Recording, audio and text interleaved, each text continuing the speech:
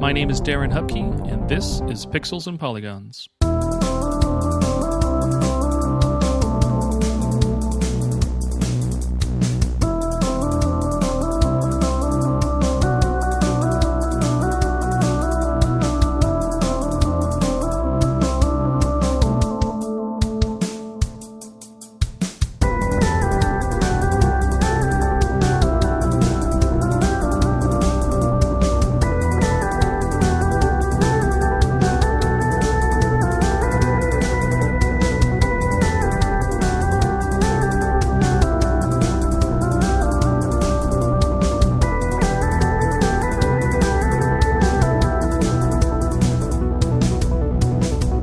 Welcome back to another week and another episode of Pixels and Polygons. I am Darren Hupke for the second time. I forget I have that pre-baked in the beginning. New week and a fun question. This is, I think, the first time we get to answer this question, but what is a game that gets it just right? So whether that's like balance, difficulty, challenge, design, sound, all of the above, none of the above, whatever it may be, but what's a game that we personally feel gets it just right? I have a returning guest to the show for this, Mr. Instruction Derby himself, Nic McConnell is on the show. You may famously know him as the individual who stood up and shouted from the internet rooftops that Metroid only has one great game in its series. I'm sure he took a lot of flack for that, and I agree with him on that. So not to make any enemies or anything, but they have some good games. There's some entertainment, in that series, but they only have one truly great game. And that is the hot take that Nick shared the other week that I still think about, and I think it's hilarious. But yeah, great guest, great conversation. We had a lot of fun chatting. And I have since recorded another episode answering this question, so I hope that more people pick this and we get to talk about this more, because it was just fun dialogue, just to hear about, personal reasons why a game got it just right. There is no tried and true way to definitively have everyone agree to the same thing, but what makes a game just right for you is going to be different for me, and that's the whole purpose of doing the show, having conversations and chatting about the games we love. So thank you for joining me again, Nick, and look forward to having you on in future episodes as well. You can catch that conversation after the break. For now, the business stuff. So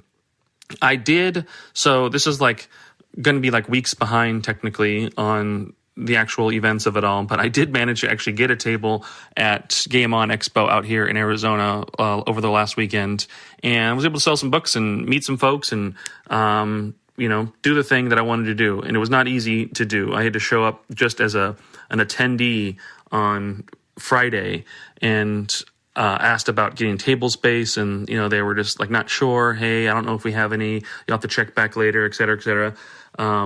In years past, I know there have been, a couple no-shows. It happens at big conventions and everything. So I bought just a guest day pass and went down to the floor and went to Artist Alley and just started taking pictures of empty tables with the booth numbers and everything. So walked around, which I don't normally get to do at these things because I'm sitting at a table the whole time. And then once I had my quick fill and quick run, I went right back upstairs, showed those photos to the guys running the show, and they took down my number, took down those booth numbers, said they wanted to give it a little bit more time.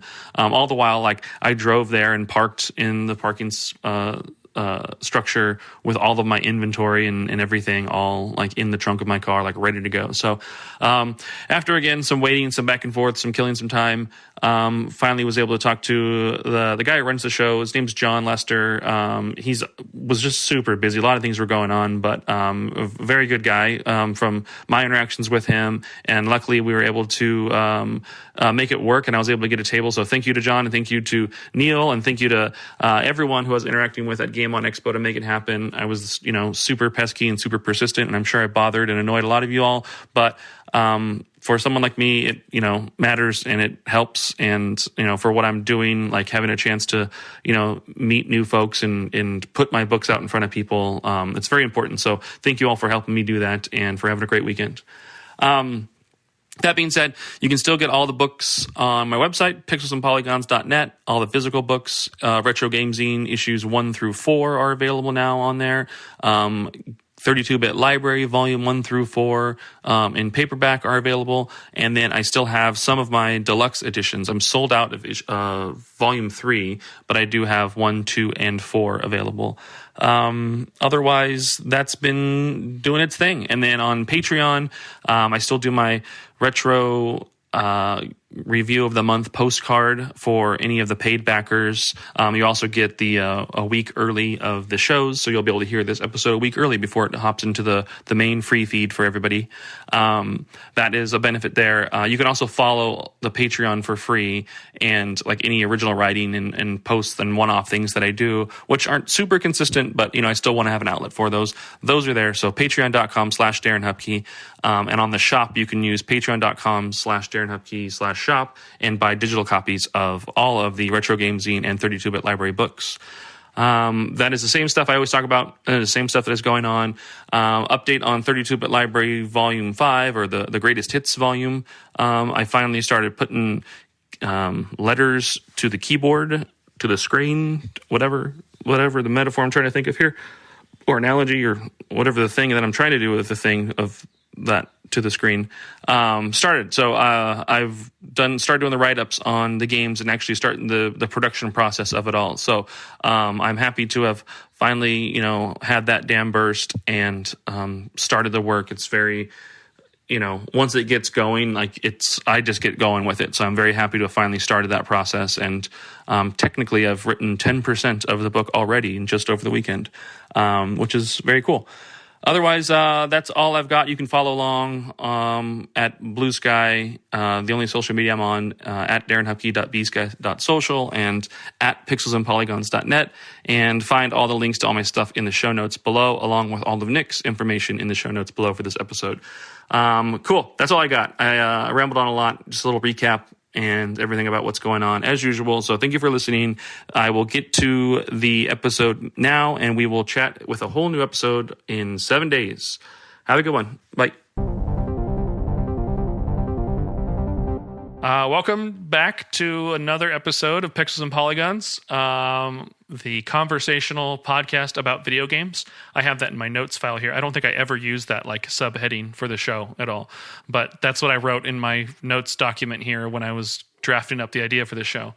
A conversational podcast about video games.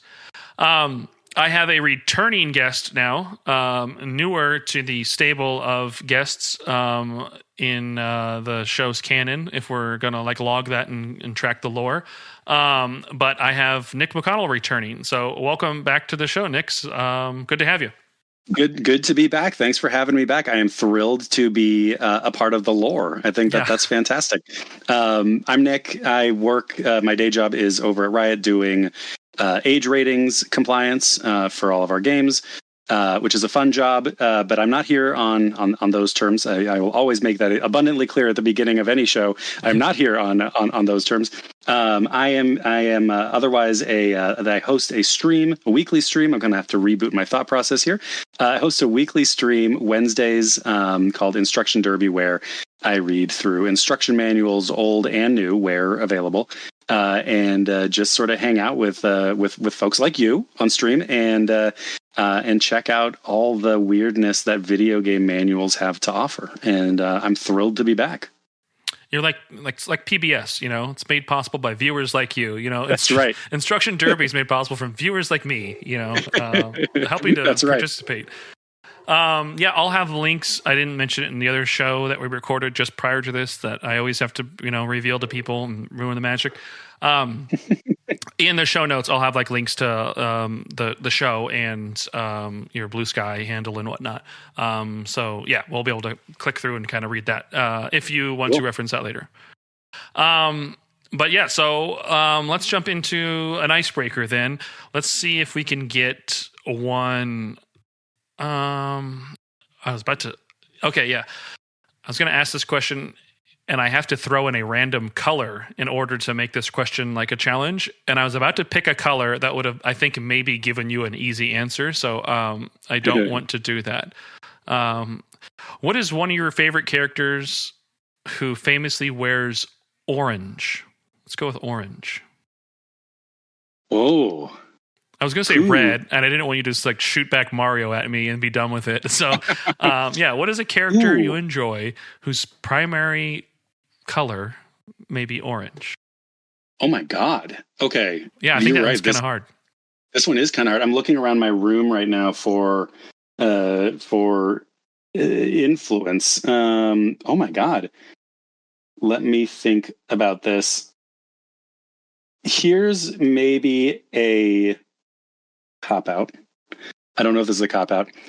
The Castlevania games on the Nintendo, he's not strictly orange, but whichever of the Belmonts it is in the early Castlevanias, they have a very orangey look to them. Yep. Konami used a very orangey style on them, and that has always stood out to me as a particularly interesting way that a character could look in a video game. So when I think of orange video game characters, that's probably my answer, even though he's not technically orange. I guess another answer is for whatever reason, Wario seems orange coated to me, even though I know he's yellow. Yeah. He's more yellow. What about this? The basketball from the NBA 2K series. Does that count as an orange character? Sure. That's right. You're a basketball fan. I meant to ask you about that in between episodes. Okay. These are painful days. These are painful days for me as a Warriors fan, so that's okay.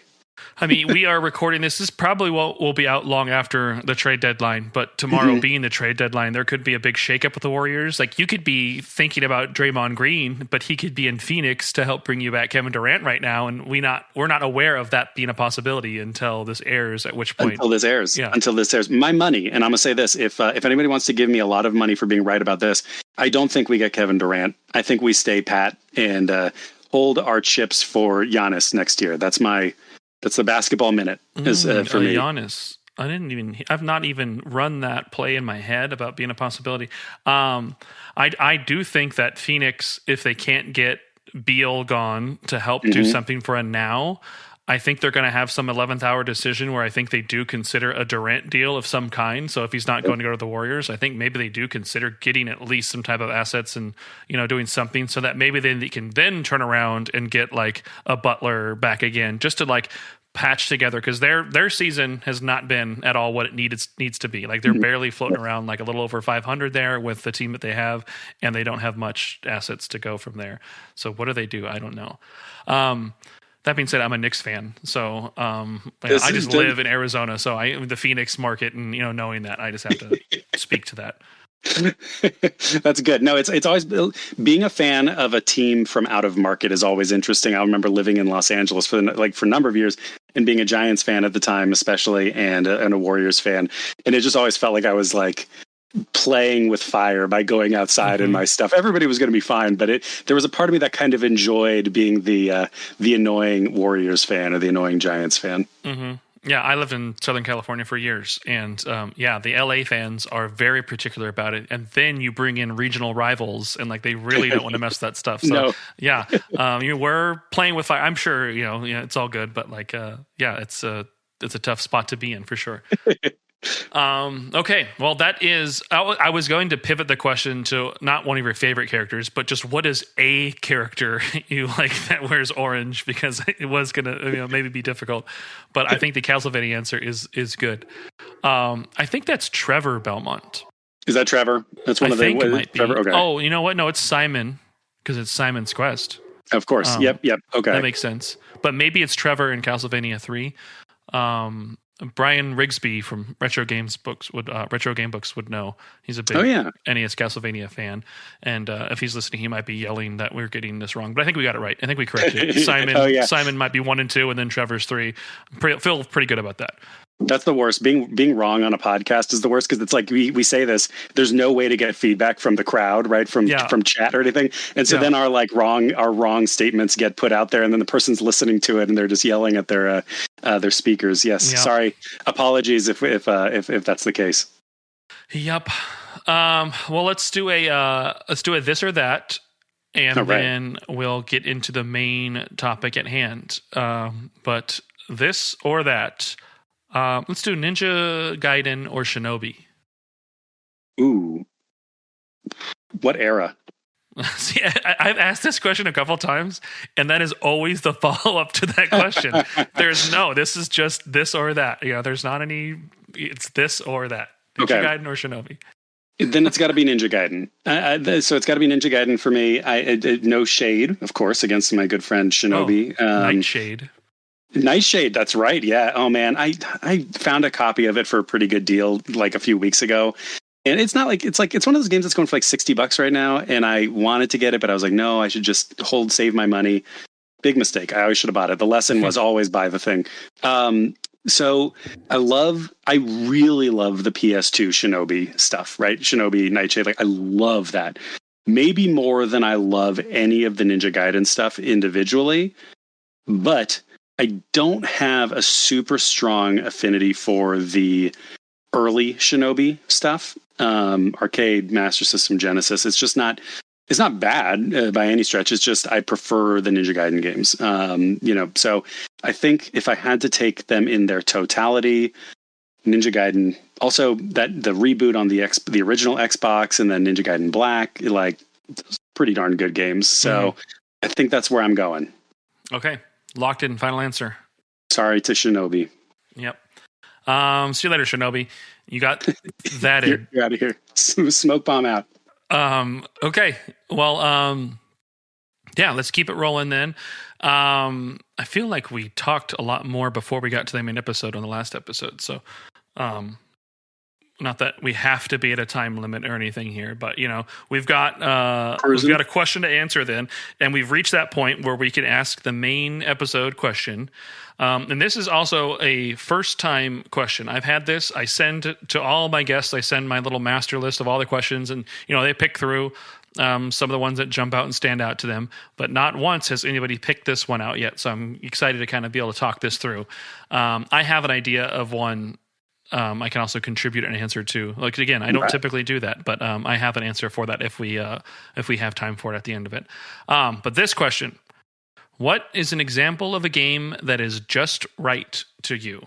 That could be like, about its length, its difficulty, its challenge, its style, like, all of the above, whatever it is, but like a game that just hits for you that you feel gets it just right. So, what is it that you've cooked up and thought up for that answer? First of all, I'm so happy to hear that this is something that hasn't been asked before. When I learned with the previous show that everybody had asked that question, I was worried that I had become a deeply basic individual, and I'm happy. I'm happy to know now that I am actually, as it turns out, unique, and that's very important to me. I actually have two. One of which I will only kind of briefly mention, and the other one I'll talk a little bit more about, but. I'm curious if you're up for it. I would actually like to know yours first, if that's okay with you. Okay. Well, yeah. I mean, I thought of this as we sat down to record and all that stuff, but I think that the God of War 2018, it's 2018, right? Yep. Whatever year that reboot. That is 2018. Was. I know it's 2018 because my younger daughter was born, and I played the entirety of that game standing up with her in the chest holder, the Ergo baby. Yeah. And so I played the entirety of God of War 2018 with her sleeping while I was standing up. So 2018, it's a good game absolutely. To play like that, you're bringing along your own child in game while you're playing it. Yeah, it's a game about parenting. It's what's so important. I think that I say it's just right. I think that the difficulty and everything about it, like. The combat mechanics, they tried to like evolve over the older God of War games. So there was like some offensive and defensive mechanics that weren't like too convoluted. It wasn't like too many like hold R2 while pressing circle and shifting with the right analog stick to do this. I think there was just enough like control wise, like the pacing of it all. Like whenever you'd be like a big like blockbuster moment, there would be some cool downtime to like travel to like, hey, would you like to explore the side content now? Would you like to kind of advance and continue just driving the plot? Like the pacing just kind of felt like really like manageable. And then there were like those optional challenges with like the Valkyrie fights and things like that within the game.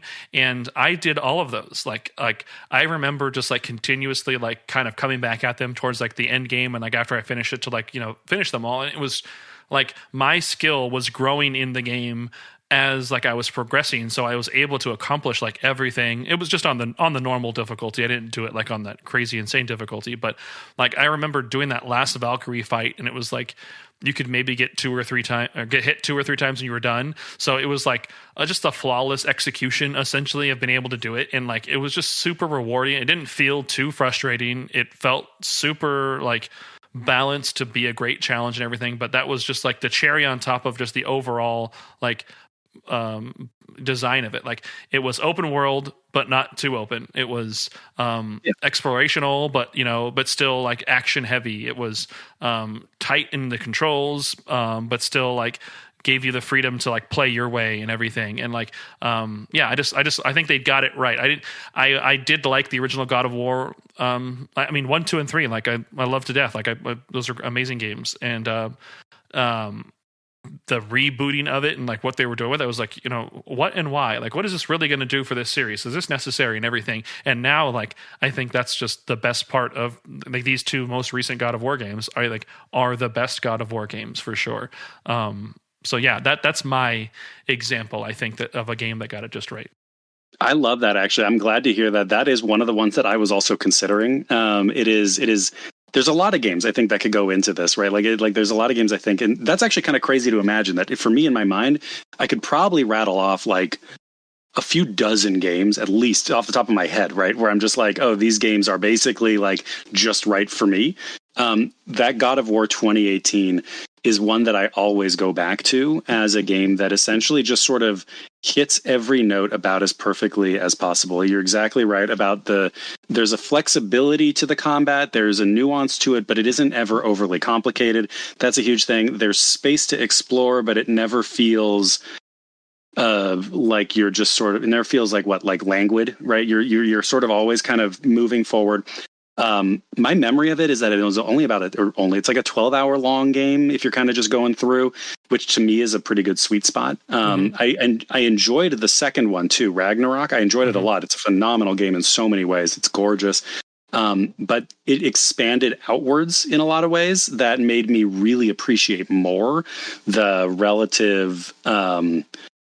relatively compact nature of the original God of War, and the writing is excellent. So you go through the big set pieces, that's exciting, and then you settle down into the quieter moments where they talk. The dialogue is excellent, the voice acting is excellent, and it just it is a complete package. That game, I'm happy to hear that, because that is one of those ones where it's like, is that game better than it had any right to be? It's just incredible. The button mashing nonsense and like M-rated, like, PS2, games, like it's just like, press circle to see the boobs, like, like it was God, yeah, like that's like they were fun for what they were and everything, but like I did not expect for them to like mature or evolve or become like this, a landmark moment for like the PlayStation, at the time there, like that delivered way more than it needed to and had any right to and everything too. But I mean, I don't want to undersell it. I mean, like they're really talented development team, but they had, time and money and creativity all kind of thrown at them, and they were able to deliver on that, which probably wasn't necessarily easy, to do in that moment. Well, that's one of the things that I'm learning as like someone who's relatively new to being directly involved in game development, right? Like I've done game adjacent stuff before, but in my role at Riot, I'm like much closer to it. And I've seen a bunch of the work that gets done up close. I haven't had to do too much of it, too much of the actual development, obviously. But the idea that anything of that scale can be put together that seamlessly and that with a vision that is as clear as that game is at that scale is mind-boggling to me. Like it's they have the money. Yeah, they had the time. I'm sure it took forever. But that is an achievement of organization, honestly, as much as anything else, probably. And so seeing that thing come together, another game that feels that way, and I'll get into mine in a sec, but another game that sort of has the same vibes to me in terms of how the heck did they actually put this thing together and have it be cohesive is Breath of the Wild. I think about Breath of the Wild as another one of those where I'm like, there are so many places where this thing could have started to spin off and apart, and yet they just keep it all going together. Big team. It's a miracle. Video games are miracles. That's my scientific approach. They're miracles. But I can talk a little bit about two that I did choose for this. Thanks. Sorry to throw you off there by asking you for yours first, but I was excited to hear it, actually. So I have two, and I'll only talk about the first one briefly because it's a puzzle game, and I don't know that I have the vocabulary to discuss puzzle games in a meaningful way. I think that there's something about the way they're put together that I feel like I'd just be out of my depth in. But the first game that I was thinking about when it comes to something that's just right is Cocoon. Did you play Cocoon, the puzzle game from Annapurna? And I'm looking at the developer here. I'm blanking right now. It's listeners won't be able to see. It's a puzzle game. It's a puzzle game that came out, I want to say, in 2024. The years are all blending together. But it's a game that has you playing with space in a way that I've never seen in a video game before. Essentially, you're this little bug. It looks beautiful, too. It's gorgeous looking. It's got a great soundscape to it. But you're this little bug character who rolls around these balls, these marbles. And within each of these marbles are other stages, right? So if you can get the marble into a certain contraption, you can enter the marble and go into that world. But then you're in that world and there's another marble. So then you take that marble and move through, but you can pull that marble back out through the other marble and put the other marble back in the new one that you just brought out. And so you're playing with these sort of multi-dimensional puzzles that I truly cannot properly articulate here. But you're playing with these multi-dimensional puzzles that sound extremely overwhelming. They sound extremely intimidating. I remember when I was first looking at the game, I was like, this is going to be way too hard. And yet somehow the game keeps you moving at such a pace that you never feel truly, or I never felt truly lost. I would have to scratch my head a little bit, or I'd walk around and try a few things, but I was never stuck on one puzzle for more than, honestly, probably a couple of minutes. And so it managed to maintain that puzzle game thing, which I really love, of, you know, you're bumping up against something, it seems really hard, and then you figure it out and you feel like a genius. And so it's like this dopamine box. It just keeps giving you the feeling of being a genius over and over and over again as you complete these pretty brain warping puzzles. While it never makes you frustrated, I never wound up looking at a guide for any of the puzzles. Oftentimes in puzzle games, if I get over it, I'll just be like, give me the answer. I never needed any of that here. So it's just one of those whole package games that I truly do not understand how they made it, because I'm not a puzzle game maker to begin with, so I don't understand how they make any puzzle games. But one of this level of creativity is out of control. Another good one, sort of not just like it, but that sort of meets a lot of the same things, is Arranger, which is more of like kind of a Sokoban game that came out last year as well. So two games to highlight if you like puzzle games. Arranger and Cocoon. So that's one. Cocoon, I definitely want to check that out. The director of it previously worked on Limbo and Inside. That's right. I forgot. Yes, they came from there. And it's a very different game, but I think you can sort of see it in the game's vibe and look. It's nowhere near as scary or upsetting or as oppressive as those games, but it is it has a look and a feel to it that I really appreciate. So yeah, it's one of those games that's just a joy to be in the whole time. Yeah, that sounds cool. I definitely, it's on PlayStation. Not that it has to be on PlayStation, but you know, that's in my living room. I would prefer to play it, sitting there. So I should definitely take a look at this. It's also a game that I wound up playing on. I think I played it on either Xbox or PlayStation. Yeah, I played it on console, and I'm glad I did, because it gave me the chance to play on the big TV, right? As opposed to my Steam Deck, because it's just beautiful. So yeah, TV, great place to play it. The other game that I was going to highlight here is a game that came out a little bit ago. I want to say, was it 2013? I'm going to look this up. It came out, excuse me, my throat, Bleak Sword. Bear with me. It came out 2013, I think. It is called Bleak Sword DX. The developer is More 8-Bit.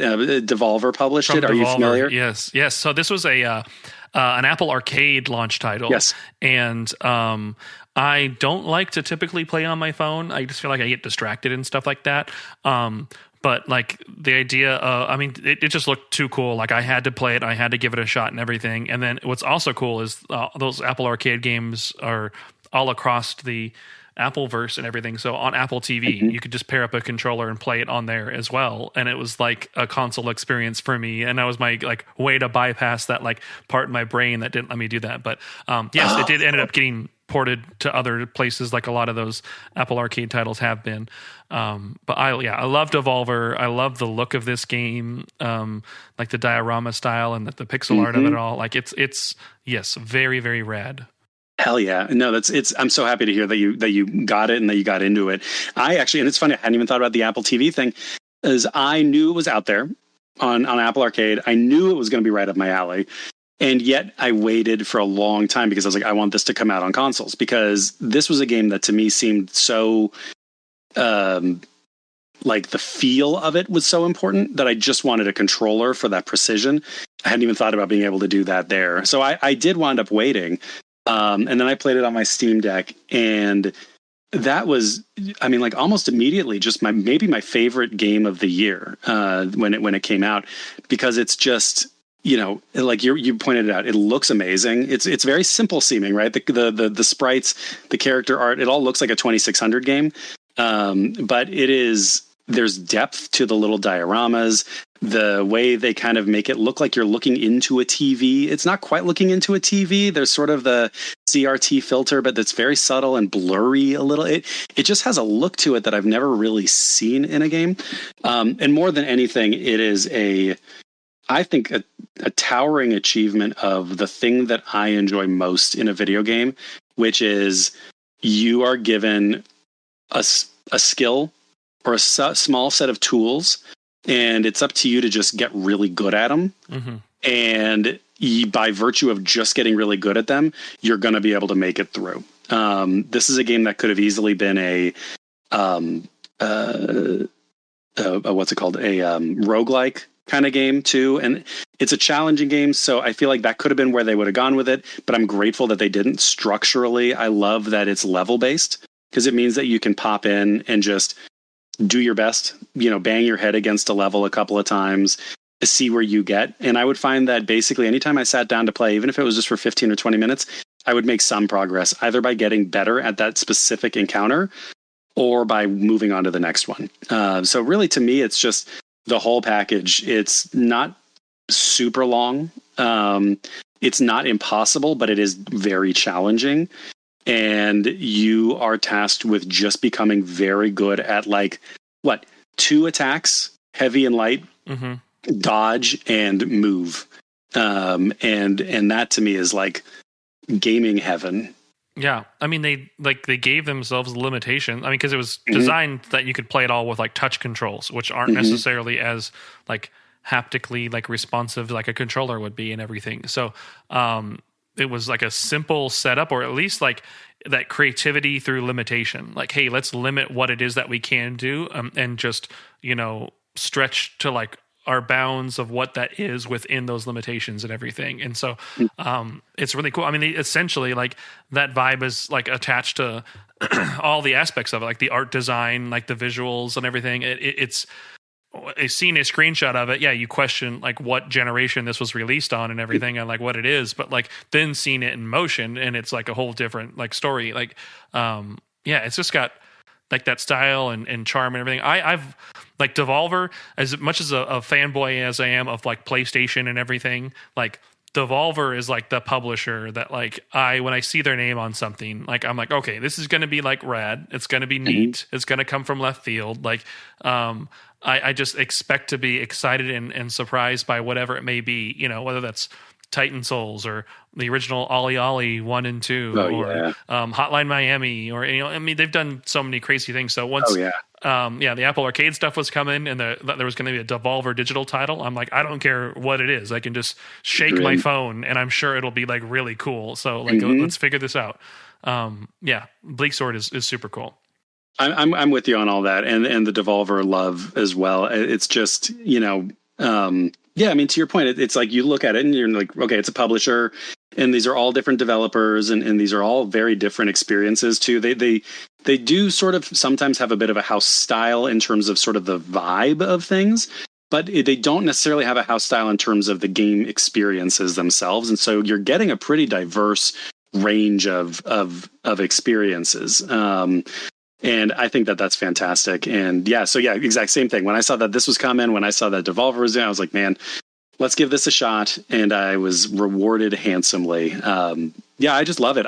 My only complaint was I was sad when it was over. It was one of those ones where it ended, and I think it ended at the right spot. You don't want these games to go on forever, right? But it ended at the right spot. But I just kept thinking about how much fun it was that I could keep just sitting down on my Steam Deck and playing some Bleak Sword every day over the course of a couple of weeks. And a game like this too, what makes a just right game for me these days is probably different than what would have made a just right game for me back when I was 25. A just right game for me now probably has to be something that I can step away from, right? That I don't need to maintain constant contact with in order to know where I'm going. And so something like this, level-based, small encounter-based, it's just when you match that with the excellence of the feel and everything. I mean, like those hits, when you nail a hit in that game, it feels potent.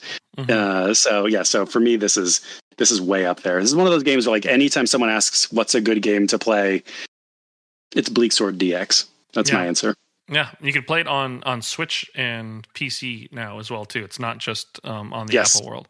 I still want like a PlayStation release. Give me some trophies. Yeah. Let me integrate it into my ecosystem that I have set up already. But it's still a worthwhile game to seek out for sure.